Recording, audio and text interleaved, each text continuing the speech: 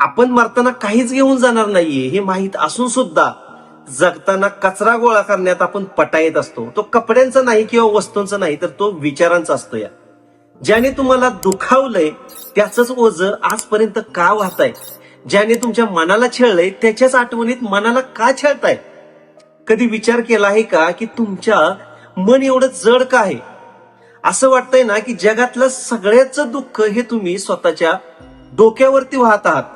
रात्री झोपताना झोप लागत नाही, सतत डोक्यात विचार येत आहेत. कोणाचं तरी टोचणारं बोलणं मनाला दिसतंय, कोणाचा तरी चेहरा समोर दिसतोय ज्यानं तुमचा विश्वासघात केलाय.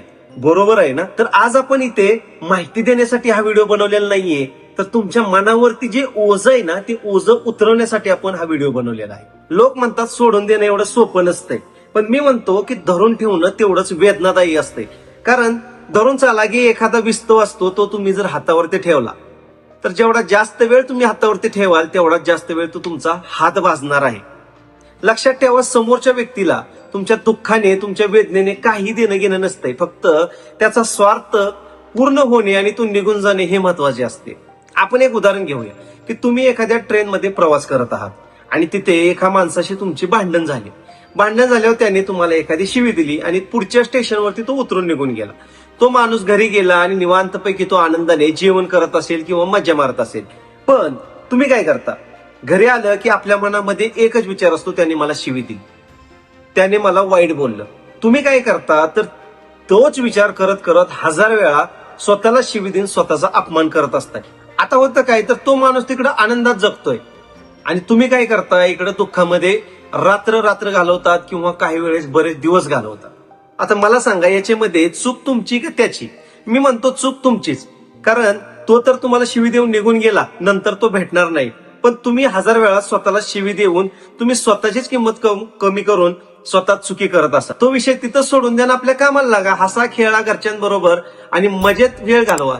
तुम्हाला जर याच्यात बाहेर पडायचं असेल ना, तर येणाऱ्या काळामध्ये आपण 5 प्रभावी आणि धारदार असे उपाय सांगणार आहोत. तर व्हिडिओमध्ये नक्की शेवटपर्यंत राहा. भविष्याच्या सुखासाठी भूतकाळाचा बळी द्या.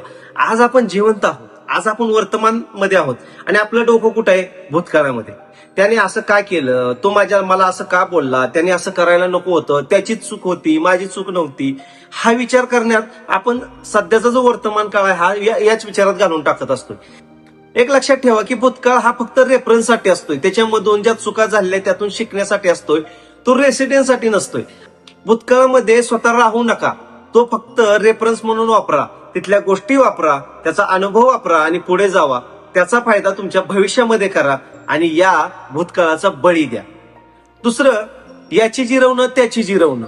कधी कधी काय होतं की आपल्याला एखाद्याचा खूप राग आलेला असतोय, त्यांनी वाईट बोललेला असतंय आणि आपल्याला मनामध्ये त्याच्याबद्दल सूड घेण्याची इच्छा असते. आपल्याला वाटतं याची जिरवायला पाहिजे, त्याची जिरवायला पाहिजे. पण कधी तुम्ही हा विचार केलाय का की कधी कधी याची आणि त्याची जिरवण्याच्या नादात स्वतःची पण जिरली जाते?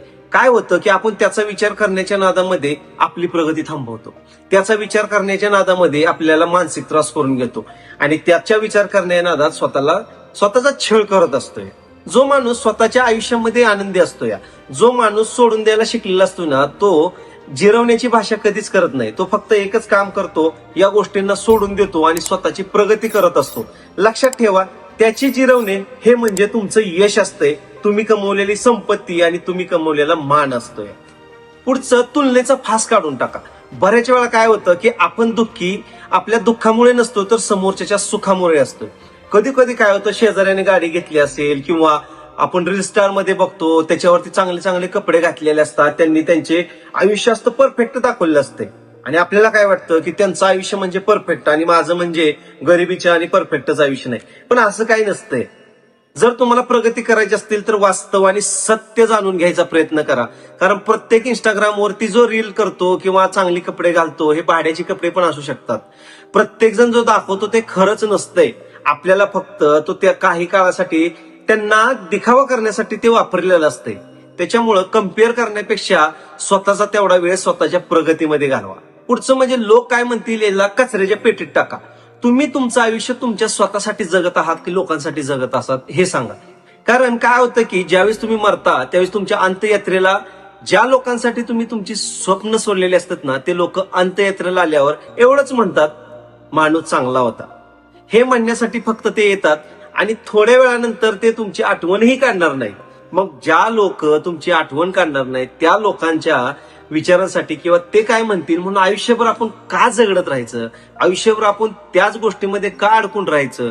त्याच्यामुळे ह्या सगळ्या गोष्टींना कचऱ्यात टाका. लोक काय म्हणतील याच्यापेक्षा मला काय वाटतं, माझ्या मनाला काय वाटतं आणि मी पुढे कसं जाऊ शकतो याच्यावरती भर द्या आणि तुमच्या प्रगतीमध्ये असले अडथळे बाजूला करा आणि प्रगती करा. कंट्रोल करण्याची जी जिद्द आहे ना ही जिद्द सोडून द्या. आपल्याला बरेच वेळा काय वाटतं की माझ्या मुलानं माझ्या मनासारखं वागलं पाहिजे, माझ्या बायकोनं माझ्या मनासारखं वागलं पाहिजे, माझ्या ऑफिसमध्ये मी जसं म्हणेल तसं झालं पाहिजे, माझ्या ऑफिसमध्ये सगळं नीट झालं पाहिजे, जगाने माझ्या मनाप्रमाणे वागलं पाहिजे. पण लक्षात ठेवा की तुमच्या विचारांवरती आणि कृतीवरती फक्त तुमचा हक्क असतोय, बाकीच्या परिणामांवरती तुमचा हक्क नसतोय. कोणीही तुमच्या मनाप्रमाणे वागणार नाही. त्याच्यामुळे एक काम करा, नदीसारखं आणि पाण्यासारखं बना. जिथं जाईल तिथं त्या पद्धतीचे व्हा, खळखळ व्हा, आनंदित राहा. प्रत्येकाला कंट्रोल करण्याचा प्रयत्न करू नका.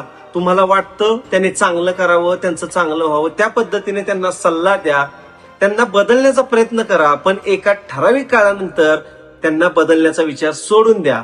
एखाद्याचं मन कंट्रोल करणं हे देवाला सुद्धा जमलेलं नाही. त्याच्यामुळे या गोष्टीमधून बाजूला निघा आणि आनंदी राहायला चालू करा. एक लक्षात ठेवा, हात मोकळे केल्याशिवाय आपल्याला नवीन गोष्ट पकडू शकत नाही. तर लक्षात ठेवा की ज्या गोष्टी तुमच्या मनाला त्रास देतात, ज्या गोष्टी तुम्हाला छळतात त्या गोष्टी सोडून द्या. मग एखाद्या वेळेस तो कोणाचा अपमान असेल, एखादी व्यक्ती सोडून गेलेली असेल किंवा एखाद्याने तुमच्या मनाला काहीतरी टोचवलेलं असेल, या सगळ्या गोष्टी सोडून द्या आणि आनंदी राहायला चालू करा. स्वतःला विचारा, आज जर माझं आयुष्य संपणार असेल तर आयुष्यभर वाहिलेल्या त्या छळाला, मानसिक त्रासाला आणि रागाला घेऊन मरणार आहे की प्रेमासोबत मरणार आहे? उत्तर तुमचं तुम्हाला माहित आहे. हा व्हिडिओ संपल्यानंतर एक दीर्घ श्वास घ्या आणि त्या माणसाला माफ करून टाका ज्याने तुम्हाला दुःख दिलेलं आहे, तुम्हाला त्रास दिलेला आहे. त्या माणसाला माफ करण्यासाठी नाही तर स्वतःला मुक्त करण्यासाठी करा. लक्षात ठेवा, सोडून देणारा माणूस हा हरत नसतोय, तर तो जगातला सगळ्यात मोठा विजय मिळवत असतोय, कारण त्याने त्याच्या मनावरती विजय मिळवलेला असतोय.